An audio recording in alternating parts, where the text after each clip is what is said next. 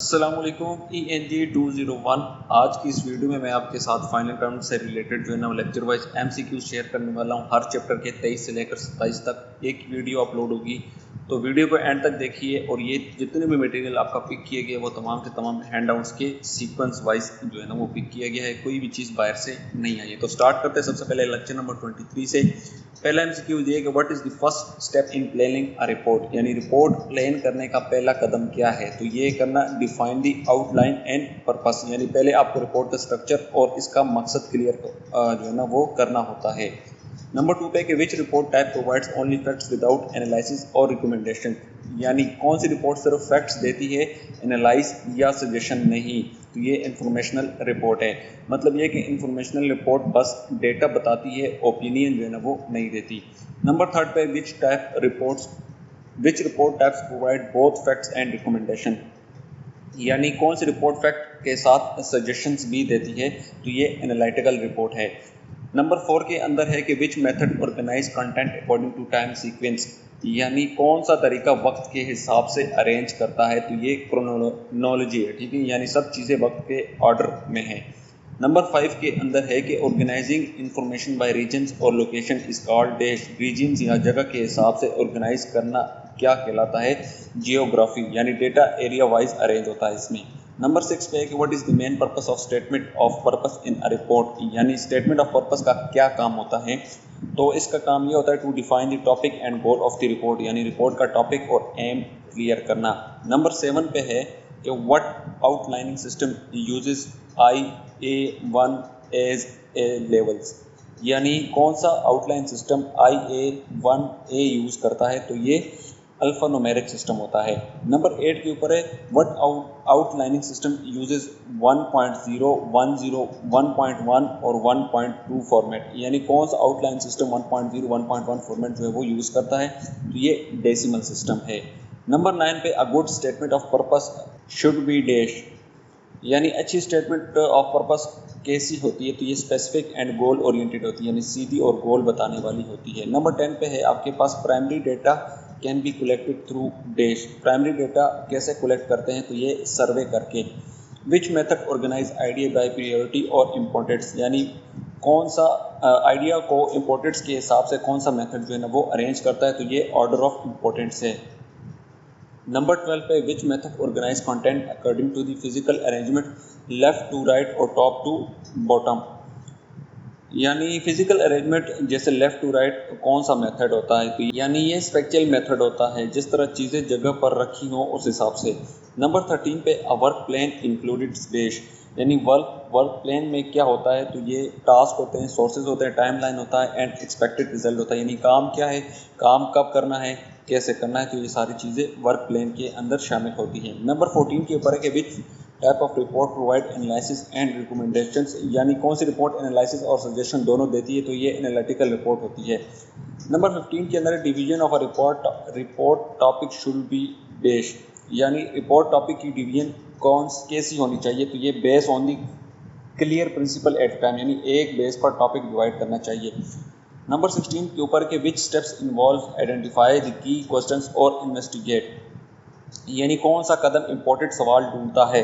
ठीक है, तो ये डिफाइन करता है द इश्यूज फॉर इन्वेस्टिगेशन, यानी पहले डिसाइड करते हैं क्या इशू सॉल्व करना है। नंबर 17 के ऊपर है कि which one of the following is a type of primary data source, यानी इसमें से कौन सा जो है ना वो प्राइमरी डेटा सोर्स है। तो ये हिस्टोरिकल डॉक्यूमेंट है।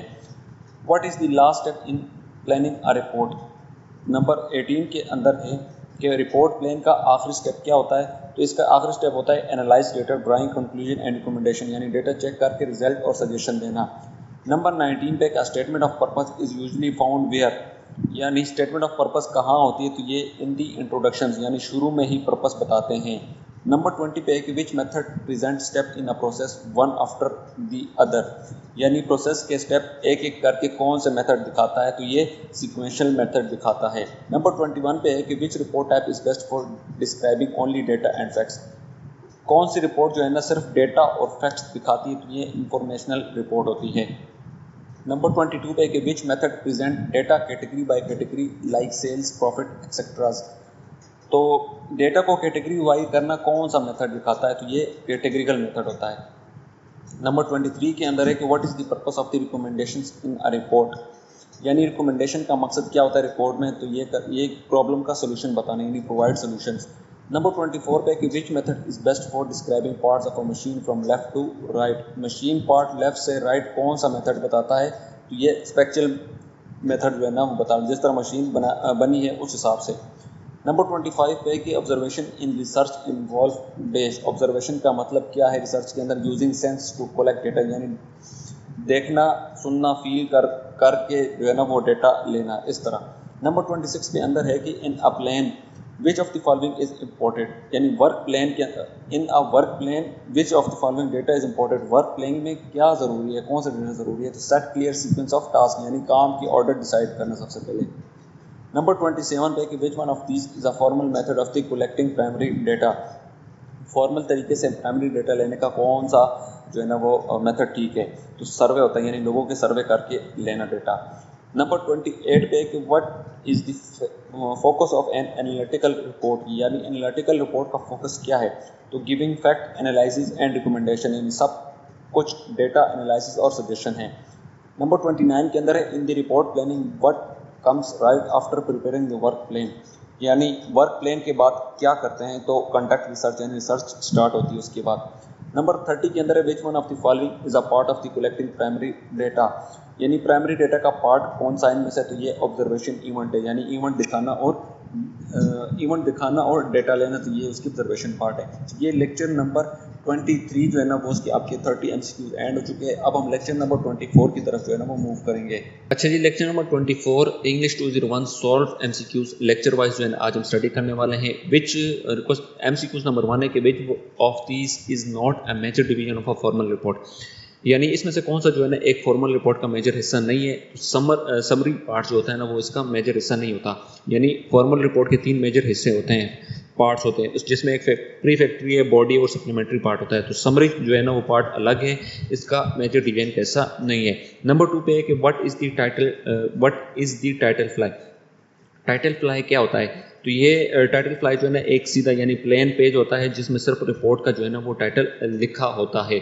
नंबर 3 के अंदर विच one of the following is included on the title page, यानी टाइटल पेज पर क्या लिखा होता है, तो टाइटल पेज के ऊपर ये सब चीज़ें होती हैं ताकि रीडर को बेसिक्स इन्फॉर्मेशन मिल जाए, कौन कौन सी चीज़ें, रिपोर्ट का नाम होता है, जिसने लिखा है उसका, जिसने अप्रूव किया और कब सबमिट हुई, तो ये सारी चीज़ें होती हैं।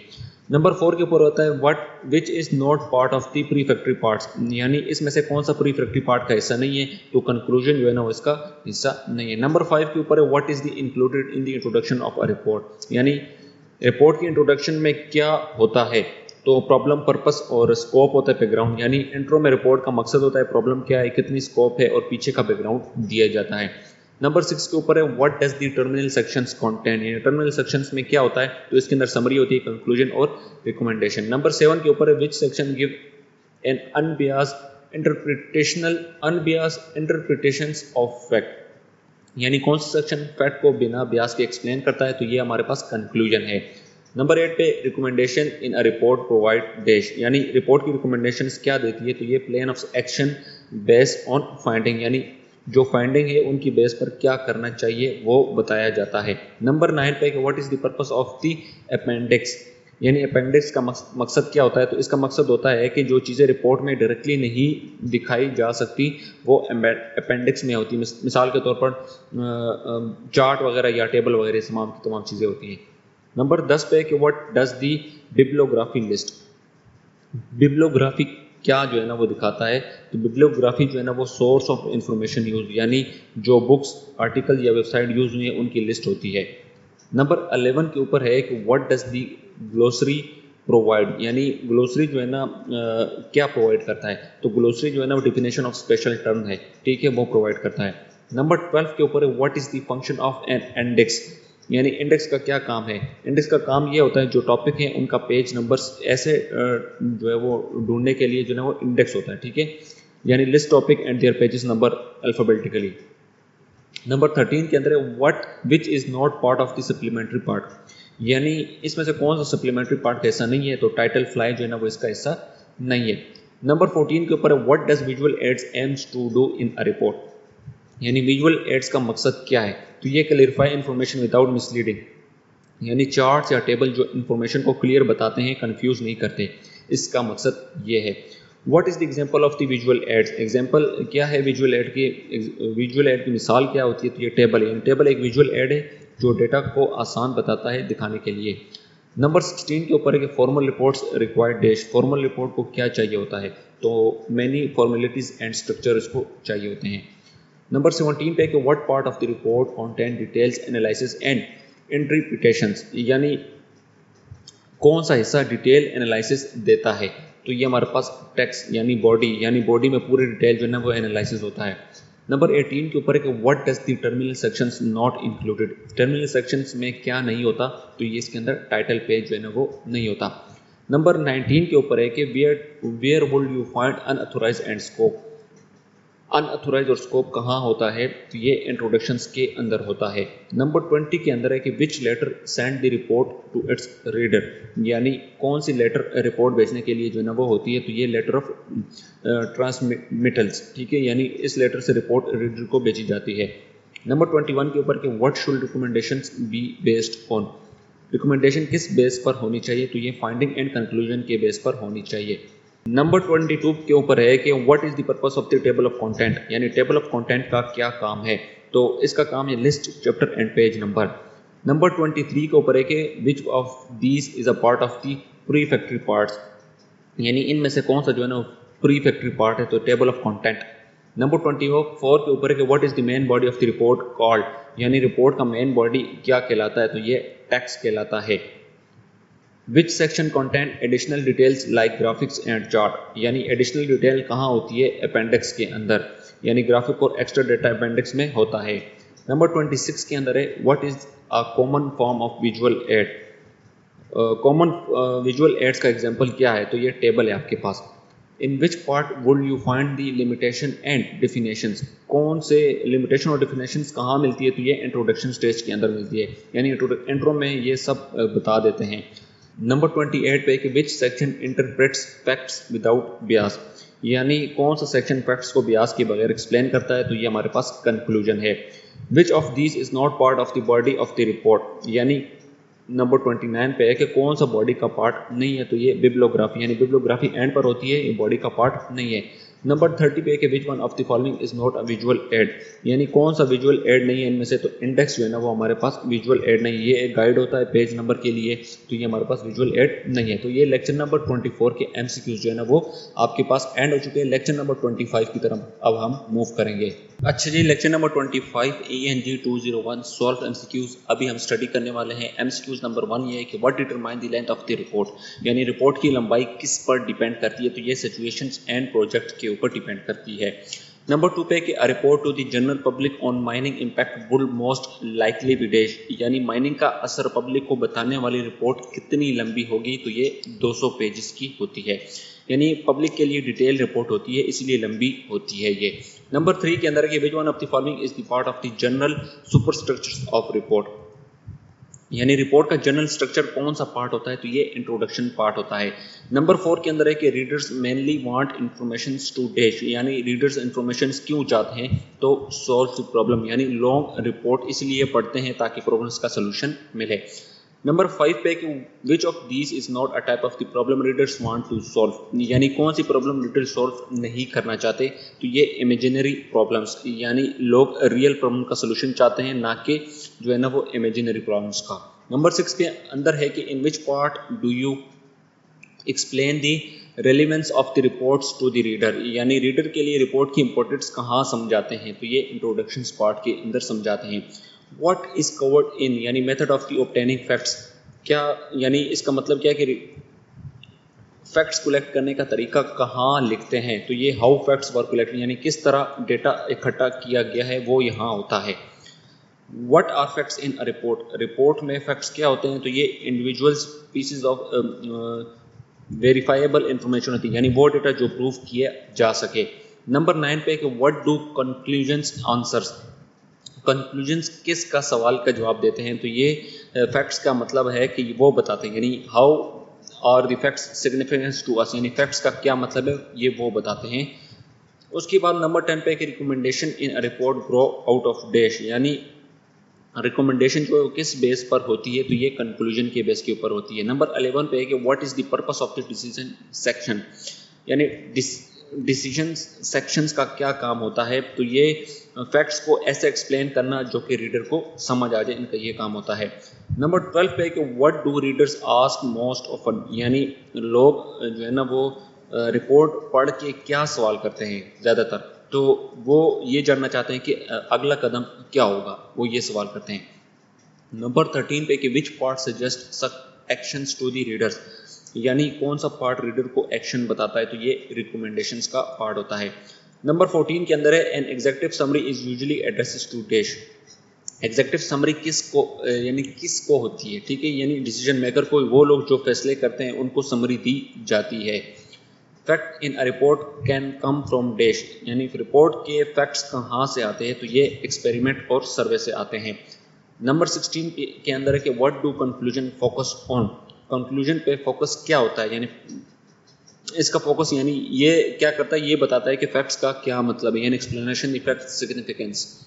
नंबर 17 के अंदर आता है कि a short summary may consist of dash, छोटी रिपोर्ट कैसी हो सकती है, तो ये 2 पैराग्राफ की होती है, ठीक है, यानी सिर्फ 2 पैराग्राफ की शॉर्ट रिपोर्ट हो सकती है। नंबर 18 पे आता है कि which part helps readers gain additional information on the subjects, यानी किस पार्ट से रीडर को ज़्यादा जो है ना इन्फॉर्मेशन मिलती है, तो ये मेथड ऑफ ऑब्टेनिंग फैक्ट से मिलती है। What is the goal of the introductions in a report, यानी इंट्रोडक्शंस का मकसद क्या होता है, तो to explain the benefit of the reports to reader, इसका मकसद ये होता है।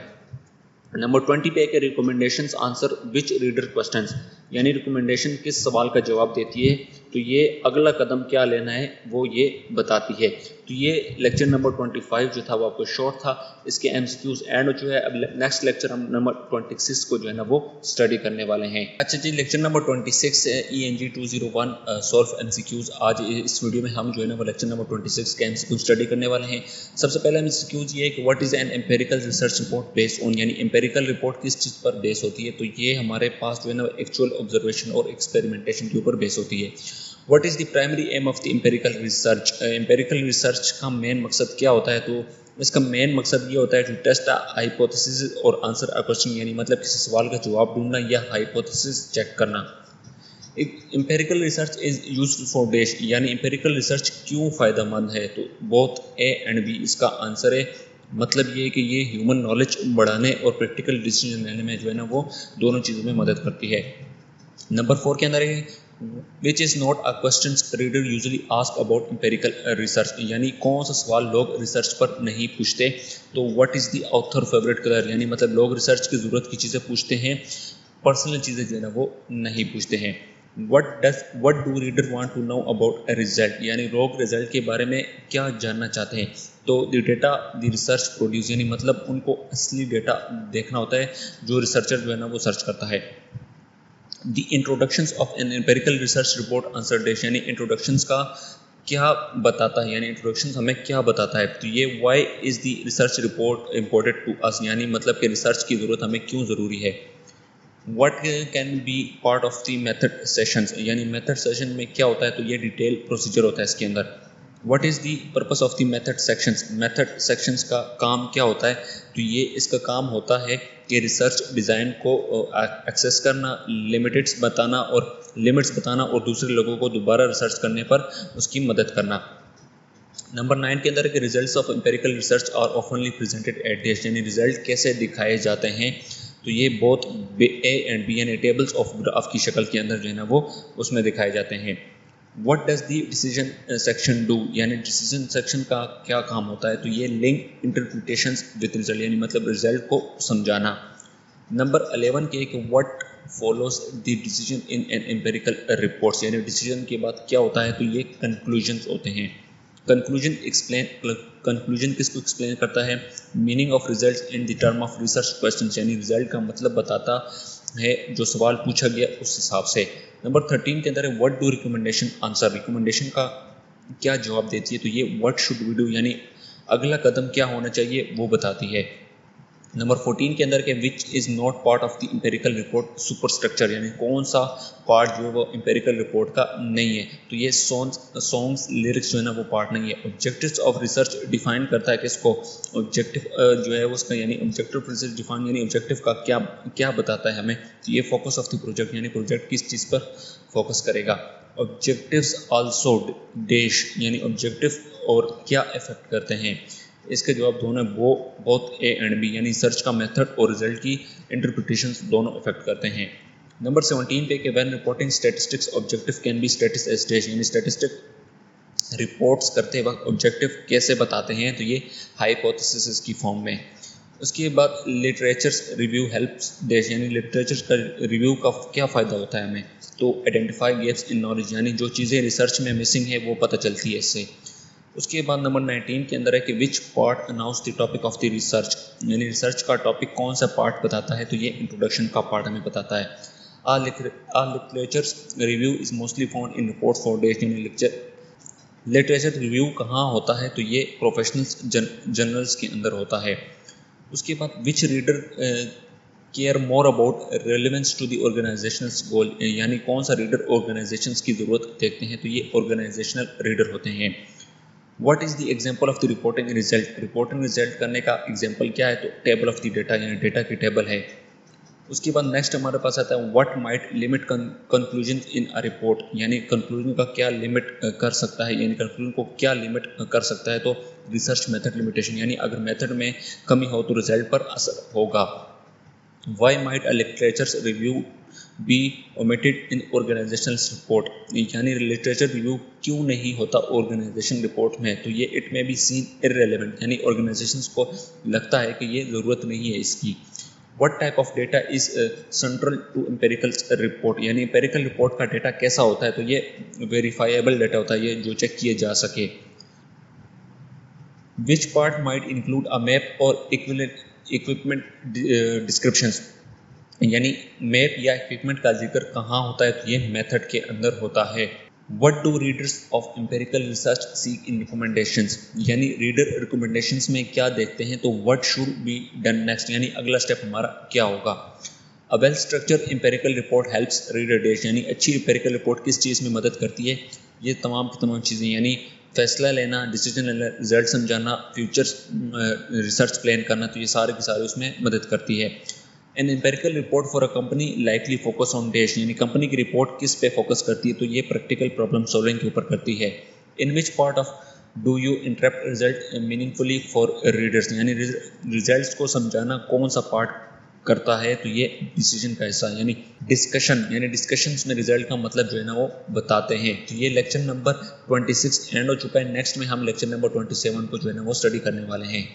Lecture number 27 English 201 solve MCQs, lecture wise जो है ना आज की इस वीडियो में हम लेक्चर नंबर 27 के एमसीक्यूज को स्टडी करने वाले हैं।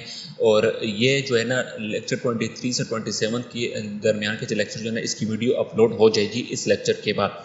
सबसे पहला एमसीक्यूज ये कि what is the main purpose of the feasibility report, यानी फिजिबिलिटी रिपोर्ट का असली मकसद क्या होता है, तो इसका असली मकसद ये होता है डिसीजन, यानी नए स्कूल बनाना है या पुराने रिपेयर करना, यानी दोनों रिपोर्ट्स का ऑप्शन के फ़ायदा नुकसान बताती है, ठीक है, यानी डिसीजन मेकर टू अल्टरनेटिव, यानी मुख्तलिफ ऑप्शन में सिलेक्ट करने में मदद कर देना, ठीक है। उसके बाद what is always considered an alternative in feasibility report, यानी रिपोर्ट फिजिबिलिटी रिपोर्ट में हमेशा कौन सी एक अल्टरनेटिव होती है, ठीक है जी। तो इसमें के जो अल्टरनेटिव होती है कि चीज़ें जैसी हैं वैसी ही रहने दें, यानी डूइंग नथिंग, कुछ भी चेंज ना हो, जैसी हैं वैसे ही रहने दें। What do decision maker want to know about the criteria, यानी डिसीजन मेकर क्राइटेरिया के बारे में क्या देखते हैं, ये उसके बारे में ये देखते हैं कि क्या क्राइटेरिया ठीक और मुनासिब है या नहीं। What do decision maker want to know about facts, यानी वो फैक्ट्स के बारे में क्या चेक करते हैं, वो ये चीज़ चेक करते हैं कि क्या आपके फैक्ट्स रिलायबल हैं या नहीं है। What is the part of the super structure of feasibility report, feasibility report का कौन सा पार्ट है, ठीक है, इनमें से तो ये है जी मेथड ऑफ ऑब्टेनिंग फैक्ट्स, यानी अपने डेटा सर्वे, इंटरव्यू या रिसर्च से जो है वो इकट्ठा किया गया है। उसके बाद what is the heart of the feasibility study, यानी फिजिबिलिटी स्टडी का सबसे इम्पोर्टेंट जो है ना वो हिस्सा क्या है, तो इसका सबसे इम्पोर्टेंट हिस्सा है अल्टरनेटिव को क्राइटेरिया के अगेंस्ट एवेलुएट करना। क्राइटेरिया आर डैश, यानी क्राइटेरिया क्या होते हैं, तो ये स्टैंडर्ड जो अल्टरनेटिव को जो है वो जज करने के लिए जो है ना वो यूज़ होते हैं। What is a common type of जो है ना क्राइटेरियन, एक आम क्राइटेरियन कौन सा होता है, तो इसमें जो है ना एक आम क्राइटेरियन वो होता है जिसको हम अफोर्ड कर सकते हैं। विच सोर्स में प्रोवाइड क्राइटेरिया, यानी क्राइटेरिया कहाँ से मिलते हैं, ये वहाँ से मिलते हैं जो बंदा रिपोर्ट असाइन करता है, यानी बॉस या क्लाइंट होते हैं। उसके बाद नंबर 10 पे आपके पास ये आता है कि why should criteria be presented clearly, यानी क्राइटेरिया पहले क्यों बताना चाहिए। उसका फ़ायदा ये होता है ताकि रीडर्स कंक्लूजन की वैलिडिटी देख सकें, यानी आसानी से। नंबर 11 पे कि which method may be use to obtain facts या डेटा इकट्ठा करने के लिए कौन से तरीके हो सकते हैं, तो ये तमाम ऑल ऑफ दी अबव हो सकते हैं। कौन कौन से, लाइब्रेरी, रिसर्च, मीटिंग, सर्वे, ये तमाम के तमाम जो है ना हो सकते हैं। What does the introduction of the feasibility report do, feasibility report का इंट्रोडक्शन क्या करता है, तो ये प्रॉब्लम को बताता है और अल्टरनेटिव की ज़रूरत जो है ना उसको समझता है। What is included in an overview of the alternative, यानी ओवरव्यू ऑफ अल्टरनेटिव में क्या होता है, तो हर अल्टरनेटिव की ख़ास बातें होती हैं, ठीक है, की फीचर्स होते हैं उसके। रिकमेंडेशंस इन फिजिबिलिटी रिपोर्ट आंसर डैश, यानी रिकमेंडेशन का सवाल क्या होता है, हमें क्या करना चाहिए, उनका सवाल ये होता है। Evaluation sections are usually organize around dash, यानी एवल्यूएशन कैसे अरेंज होती है, तो ये क्राइटेरिया के हिसाब से जो है ना वो अरेंज होती है। विच is not part of the feasibility report super structure, feasibility report का कौन सा हिस्सा जो है ना वो नहीं होता, तो ये बिब्लियोग्राफी जो है ना वो इसका हिस्सा नहीं होता। What is an example of the criterion, यानी क्राइटेरियन की मिसाल जो है ना वो क्या हो सकती है, इसकी मिसाल ये हो सकती है कि क्या एक्शन वाकई काम करेगा जो हमें चाहिए कि नहीं। उसके बाद नंबर 18 के अंदर which method can ensure facts are reliable, यानी कौन से तरीके से फैक्ट्स रिलायबल होते हैं, तो ये तमाम के तमाम इंटरव्यू, सर्वे, लैब रिसर्च, इन तमाम के तमाम से जो है ना फैक्ट्स रिलायबल होते हैं। When might you omit a separate decision of criteria, यानी कब क्राइटेरिया अलग से बताने की ज़रूरत नहीं होती, ये तब होता है जब क्राइटेरिया आसान हो और सबको समझ आए। What is a significance goal in feasibility studies, यानी feasibility study का एक ज़रूरी गोल क्या होता है, उसका ज़रूरी गोल ये होता है कि रिजेक्टेड पार्ट कम करना प्लस प्रोडक्टिविटी बढ़ाना, इसका ये काम होता है। What is a इसके अलावा हमारे पास आता है sources of the criteria include dash, यानी सोर्सेज कहाँ से मिलते हैं, तो ये हमें एम्प्लॉयर की इंस्ट्रक्शंस और टेक्निकल नॉलेज से मिलते हैं। An alternative always compared in feasibility study in dash, यानी हमेशा कौन से ऑप्शंस कंपेयर होता है फिजिबिलिटी स्टडीज़ के अंदर, तो कुछ ना करना, यानी डूइंग नथिंग, कुछ भी ना करना। ये feasibility report usually and with dash, feasibility report किस चीज़ पर ख़त्म होती है, तो ये रिकमेंडेशंस पर ख़त्म होती है। Why provide method of obtaining facts, यानी फैक्ट्स इकट्ठा करने का तरीका बताना क्यों ज़रूरी है, ताकि रीडर्स को यकीन हो कि फैक्ट्स जो है ना वो रिलायबल है। Fawaz reports was about dash, यानी फवाज की रिपोर्ट्स किस बारे में थी, तो ये टाइटेनियम डाइऑक्साइड को जो है सिलिकेट से रिप्लेस करने पर थी। उसके बाद हमारे पास है Shaji reports were about dash, यानी शाजी रिपोर्ट किसके बारे में थी, तो ये नया बैंक ब्रांच खोलने पर थी। Which is a valid criterion for feasibility report, यानी फिजिबिलिटी रिपोर्ट का वैलिड क्राइटेरिया कौन सा है, तो ये सभी, यानी डिज़ायरेबल भी है, अफोर्डेबल भी है और इम्प्लीमेंटेबल भी, ये तमाम के तमाम जो है ना वो शामिल है। Why are alternative overview before evaluations, यानी पहले ओवरव्यू क्यों दिया जाता है, इसीलिए दिया जाता है ताकि रीडर्स को ऑप्शन जो है ना वो समझ आए। उसके बाद in which section do you access the feasibility of alternative overall feasibility कौन से सेक्शंस में जो है ना वो एक्सेस होती है, तो ये कंक्लूजन के अंदर। When might you give conclusion at the start of a report, यानी कब कंक्लूजन स्टार्ट पर दिए जाते हैं, ये तब दिए जाते हैं जब क्विक डिसीजन मेकिंग की ज़रूरत हो। तो ये आपके लेक्चर नंबर 27 के 30 MCQs एंड हो चुके हैं। नेक्स्ट में हम इंशाल्लाह लेक्चर नंबर 28 को स्टडी करने वाले हैं।